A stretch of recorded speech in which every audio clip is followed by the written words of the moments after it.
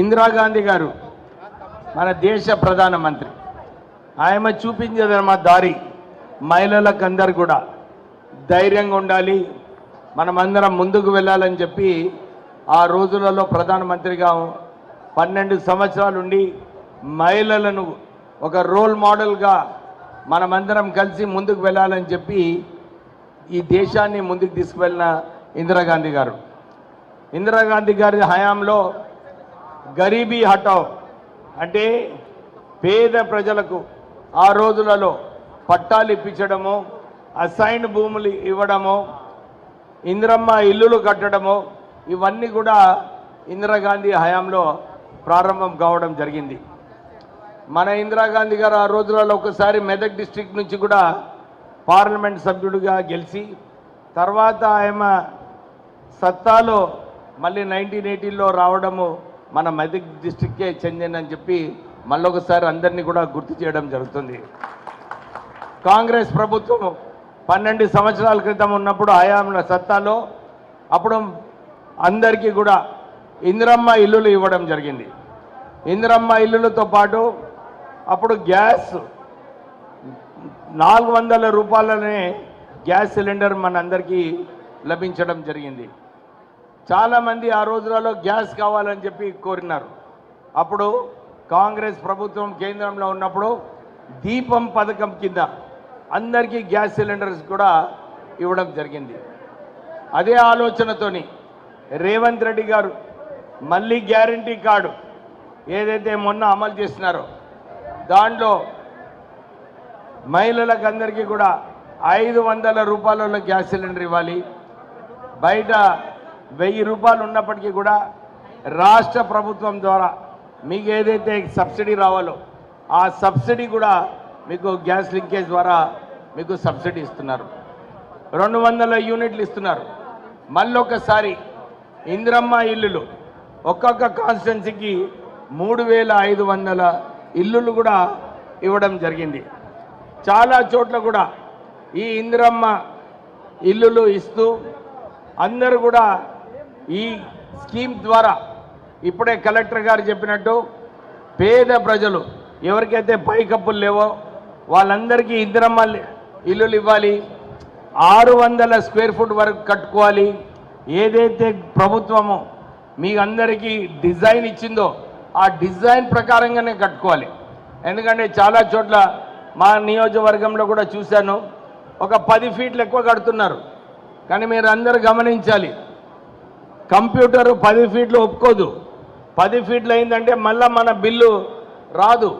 So మీరు ఆ 600 square ఫీట్లనే కట్టుకుంటూ మీరందరూ కూడా తొందరగా 1,00,000 రూపాయలు తీసుకోవాలి. ఎందుకంటే చాలా చోట్ల కూడా వాళ్ళందరూ ఎవరైతే బేస్మెంట్ వరకు కట్టుకున్నారో వాళ్ళందరికీ కూడా 1,00,000 రూపాయలు ఇవ్వడం జరిగింది. ఇప్పుడే సుహాసిని రెడ్డి గారు చెప్పారు, మహిళలకు అందరు కూడా బస్ ఫ్రీ ట్రావెల్. ఇప్పటి వరకు రాష్ట్ర ప్రభుత్వము సుమారు 2,000 కోట్ల రూపాయలు ఖర్చు పెట్టి మన మహిళలందరూ కూడా బస్సులో ఫ్రీగా పోవాలని చెప్పి వాళ్ళందరికీ బస్ ట్రావెల్ ఫ్రీ ఇవ్వడం జరిగింది. రాజీవ్ ఆరోగ్యశ్రీ స్కీమ్ మీరందరూ చూసినారు. కోవిడ్ టైంలో చాలామంది హాస్పిటల్ పోయినప్పుడు అప్పుడు ఎక్కడ కూడా వైద్యం కోసం స్కీమ్ లేకుండే. కానీ కాంగ్రెస్ ప్రభుత్వం వచ్చిన తర్వాత ఇంతకు ముందు ఏదైతే రాజీవ్ ఆరోగ్యశ్రీ స్కీమ్ కింద 2 లక్షలు ఉండనో దాన్ని 10 లక్షల రూపాయలు చేయడం జరిగింది.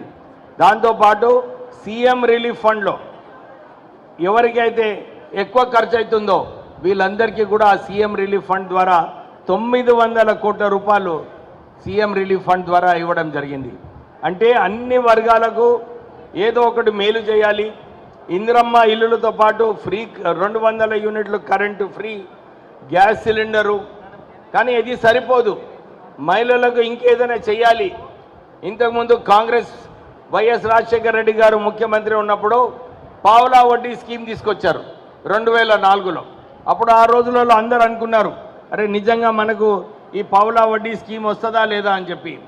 తర్వాత మీరు చూసినారు 10 సంవత్సరాలు టీఆర్ఎస్ హయాంలో ఈ పావలా వడ్డీ స్కీమ్ లేకుండే.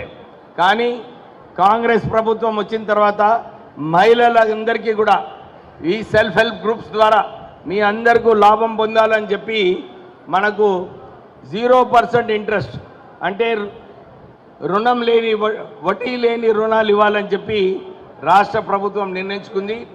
ఈరోజు దాని ద్వారా సుమారు 46 కోట్ల రూపాయలు బ్యాంక్ లింకేజ్ ఇస్తూ 5 కోట్ల రూపాయలు రుణాలు కూడా ఇవ్వడం జరుగుతుంది. అంటే మహిళలు మీరందరూ కూడా శక్తివంతంగా ఉండాలి. మీ సెల్ఫ్ హెల్ప్ గ్రూప్స్ ద్వారా ఇప్పుడే నేను రిపోర్ట్ చూసినాను, ఇక్కడ చాలా చోట్ల కూడా మహిళలు క్యాంటీన్లు పెట్టుకుంటున్నారు, స్టిచ్చింగ్ యూనిఫామ్స్ చేస్తున్నారు, అంతేగాక పెట్రోల్ బంక్స్ కూడా పెట్టుకోవడం జరుగుతుంది. నేను కలెక్టర్ గారికి సూచన ఇస్తున్నాను, మన ఇక్కడ నర్సాపూర్లో కూడా మీరు కొంచెం ల్యాండ్ కేటాయించి ఒక మహిళా గ్రూప్స్కి ఒక్క పెట్రోల్ బంక్ శాంక్షన్ అయ్యేలాగా చూసి వారు కూడా, ఎందుకంటే నిన్న సంగారెడ్డిలో మాట్లాడేటప్పుడు ఇంతకుముందు 2 లక్షల బిల్లింగ్ అనుకున్నారు, కానీ ఇప్పుడు అక్కడ 5 లక్షల బిల్లింగ్ అవుతుంది. అంటే మహిళలందరూ కూడా చిత్తశుద్ధితో పనిచేస్తారు, వారికి ఎంకరేజ్ చేసే అవసరం ఉన్నది. నేను మహిళలందరికీ కూడా ఒక సూచన ఇస్తున్నాను, మీరందరూ కూడా ఈ రుణాలు తీసుకున్నప్పుడు బ్యాంకులో సరైన టైంలో మీరు రుణాలు కట్టండి. ఎందుకంటే నిన్న ఒక మహిళ చెప్పింది, సార్ నేను 10,000 రూపాయల నుంచి ప్రారంభం చేసినాను ఈ రుణాలు తీసుకోవడము, తర్వాత 1,00,000 రూపాయలు తీసుకున్నాను, ఈరోజు నేను సరిగా బ్యాంక్కి కట్టుకున్నానని చెప్పి నాకు 10 లక్షల రూపాయలు ఇవ్వడం జరిగింది బ్యాంక్ అని. అంటే మనకు మహిళలకు అందరికీ కూడా మీరు ఇది ప్రారంభం చేస్తే మంచిగా బిజినెస్ చేసి బ్యాంక్కి సరైన టైంలో కట్టుకుంటే, ఎందుకంటే రాష్ట్ర ప్రభుత్వము మీరు ఈ రుణాలు ఏదైతే తీసుకుంటుందో దీనికి వడ్డీ అంతా కూడా రాష్ట్ర ప్రభుత్వం కడుతుంది. అంటే మీకు వడ్డీ కట్టేది అవసరం లేదు, ఎందుకంటే మీరు చూస్తున్నారు బయట మీరు రుణాలు తీసుకోవాలంటే 2 రూపాయల మితిలో మనకు రుణాలు దొరుకుతున్నాయి.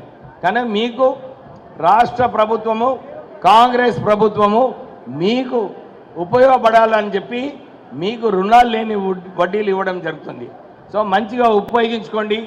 ఇలాంటి కార్యక్రమాలు క్యాంటీన్లు పెట్టుకోవడానికి మళ్ళీ రేవంత్ రెడ్డి గారు ఇంకో విషయం చెప్పినారు, త్వరలోనే ఎలక్ట్రిక్ బస్సెస్ తీసుకొస్తున్నారు. ఎలక్ట్రిక్ బస్సెస్ వచ్చినప్పుడు కూడా మహిళలకు ఉపయోగపడేలాగా ఈ ఎలక్ట్రిక్ బస్సెస్ కూడా ఇవ్వడం జరుగుతుంది. అంటే ఇన్ని సంక్షేమ కార్యక్రమాలు అన్ని మహిళలకు ఎందుకు చేస్తున్నారంటే దేశవ్యాప్తంగా ఒక స్టడీ చేస్తున్నారు, ఒక్క మహిళ ఆర్థికంగా కాళ్ళ మీద నిలబడితే మొత్తం కుటుంబం బాగుపడుతుంది. ఎందుకంటే పిల్లలు మంచిగా చదివిస్తారు, వాళ్ళకు మంచిగా చదివించిన తర్వాత వాళ్ళకి ఉద్యోగ అవకాశాలు ఉంటాయి. అందు గురించి మహిళలను ప్రోత్సహిస్తే బాగుంటుందని చెప్పి రాష్ట్ర ప్రభుత్వం ఈ కార్యాచరణ తీసుకోవడం జరిగింది. మీరందరూ కూడా గమనించాలి, కాంగ్రెస్ ప్రభుత్వం వచ్చిన తర్వాత మీ అందరికీ సన్న బియ్యం ఇవ్వాలని చెప్పి నిర్ణయించుకోవడం జరిగింది. అందరికీ సన్న బియ్యం వస్తుందా లేదా అమ్మా? వస్తుందా? మరి ఎవరు చప్పట్లు కొడతలేరు? వస్తే చప్పట్లు కొట్టండి, లేకుంటే కొట్టకండి. సన్న బియ్యం ఇవ్వబడుతుంది. రైతులకు రైతు భరోసా మొన్న ఇచ్చినారు. త్వరలోనే మన యువకులకు కూడా రాజీవ్ యువ వికాసం కూడా ప్రారంభం చేయబోతున్నారు. అంటే అన్ని రంగాలలో రాష్ట్ర ప్రభుత్వము బీద ప్రజలకు మేము అండగా ఉంటాము, మీరందరూ కూడా బాగుపడాలి, మీరందరూ కూడా ముందుకు వెళ్ళాలని చెప్పి ఆ ఆలోచనతోని రాష్ట్ర ప్రభుత్వం పనిచేస్తుంది. మరి 10 సంవత్సరాలు మీరందరూ చూసినారు, అందరు ఎదురు చూసినారు, మాకు రేషన్ కార్డు రావాలి వస్తాయి అని చెప్పి మీరందరూ కూడా ఎదురు చూస్తున్నారు. కానీ రేషన్ కార్డులు రాలేదు. కానీ మొన్న రేవంత్ రెడ్డి గారు కార్యక్రమంలో అక్కడ రేషన్ కార్డ్స్ డిస్ట్రిబ్యూషన్ అనౌన్స్ చేయడం జరిగింది. అలాగే మన నర్సాపూర్ ప్రాంతంలో సుమారు 2,508 కొత్త రేషన్ కార్డులు ఇవాళ ఇవ్వబోతున్నాము. దాంతోపాటు 10,000 మంది 10,500 మంది పిల్లలు ఎవరైతే పెద్దగయ్యారో వాళ్ళ పేర్లు కూడా రేషన్ కార్డులో ఇంక్లూడ్ చేయబోతున్నారు. ఈ రేషన్ కార్డులో మీరందరూ కూడా జాగ్రత్తగా పెట్టుకోవాలి.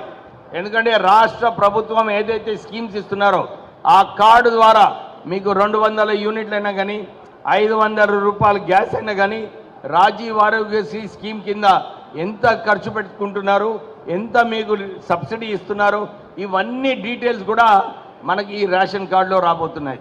సో మీరు ఈ రేషన్ కార్డుని సరిగా పెట్టుకోండి. మీరు రాష్ట్ర ప్రభుత్వము ఇన్ని రోజులు పట్టిందంటే కేవలం ఒక మంచి కార్డు తీసుకురావాలి, ప్రజలకు ఇబ్బంది ఉండొద్దని చెప్పి ఈ రేషన్ కార్డు కూడా ఇవ్వడం జరిగింది. అంటే అన్ని రంగాలలో రాష్ట్ర ప్రభుత్వము మీకు అందరూ తెలుసు, టీఆర్ఎస్ ప్రభుత్వం ఉన్నప్పుడు ఈ రాష్ట్రానికి ఖజానా ఖాళీ పెట్టడం జరిగింది. 60,000 కోట్లతోని 8 లక్షల కోట్ల అప్పు తీసుకొచ్చినప్పటికీ కూడా మొన్న ముఖ్యమంత్రి గారు చెప్పినారు, ఏదైతే ఆదాయం వచ్చిందో ఈ ఆదాయం మొత్తం కూడా కేవలం మిత్తిగట్టనికనే సరిపోతుందని చెప్పి వారు చెప్పడం జరిగింది.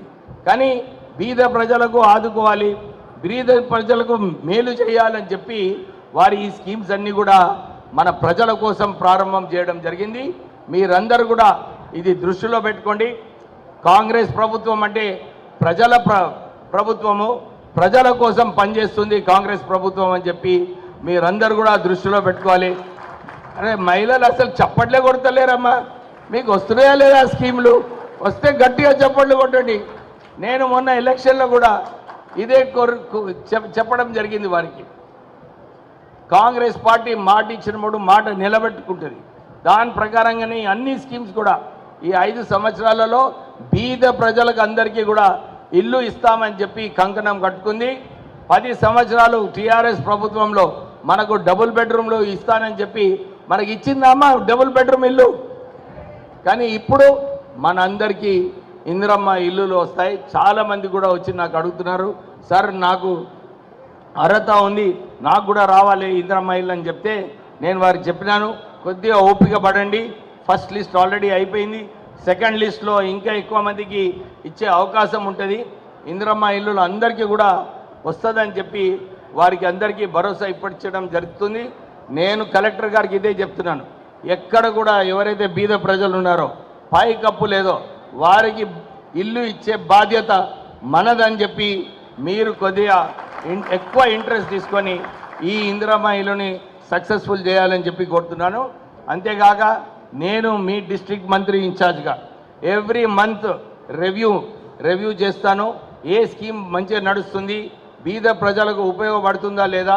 ఇంకొకసారి వచ్చినప్పుడు మనము ప్రజల దగ్గరికి వెళ్దాము, ప్రజల దగ్గరికి వెళ్ళి వాళ్ళ సమస్యలు కనుక్కొని, ఎందుకంటే చాలా చోట్ల కూడా రోడ్ల విషయమైన కానీ నాలీల విషయమైన కానీ రాష్ట్ర ప్రభుత్వం ఒక్కొక్క మున్సిపాలిటీకి, ఇక్కడ మన దగ్గర మున్సిపాలిటీ ఉందా, మొన్న కూడా 15 కోట్ల రూపాయలు మున్సిపాలిటీకి రాష్ట్ర ప్రభుత్వం ఇవ్వడం జరిగింది.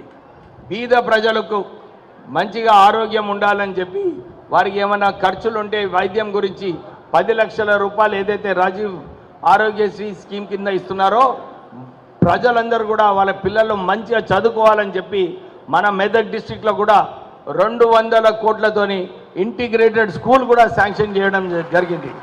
మన పిల్లలు అక్కడ పోయి మంచిగా చదువుకోవాలి, అమెరికా పోవాలి, మంచిగా ట్రైన్ కావాలి, మంచి జీతాలు ఉద్యోగాలు రావాలని చెప్పి ఆ ఆలోచనతోని మన రాష్ట్ర ప్రభుత్వము కాంగ్రెస్ ప్రభుత్వము 119 ఇంటిగ్రేటెడ్ స్కూల్స్ పెట్టాలని చెప్పి ఆలోచనతోని ముందుకు వెళ్తుంది.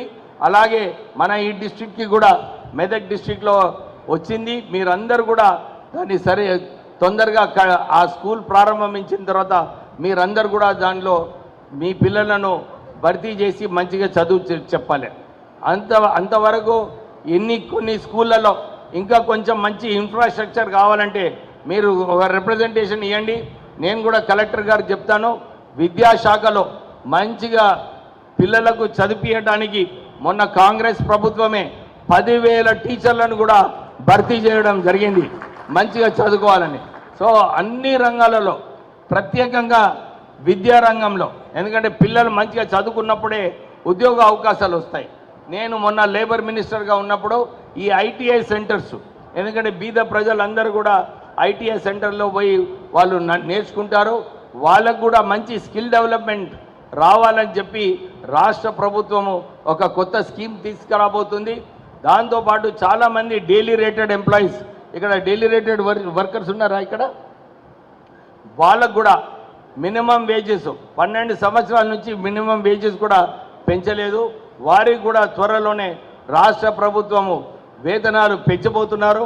దాంతో మీరందరూ కూడా మంచిగా ఎందుకంటే వడ్డీ లేని రుణాలు వస్తున్నాయి, మినిమం వేజెస్ పెరుగుతున్నాయి, ఇందిరమ్మ ఇల్లు ఇస్తున్నారు, గ్యాస్ సిలిండర్ ఇస్తున్నారు, 200 యూనిట్లు ఫ్రీ, విద్య కోసము మంచి స్కూళ్ళు పెడుతున్నారు, టీచర్లు ఇస్తున్నారు, వైద్యం కోసం 10 లక్షల వరకు ఖర్చు.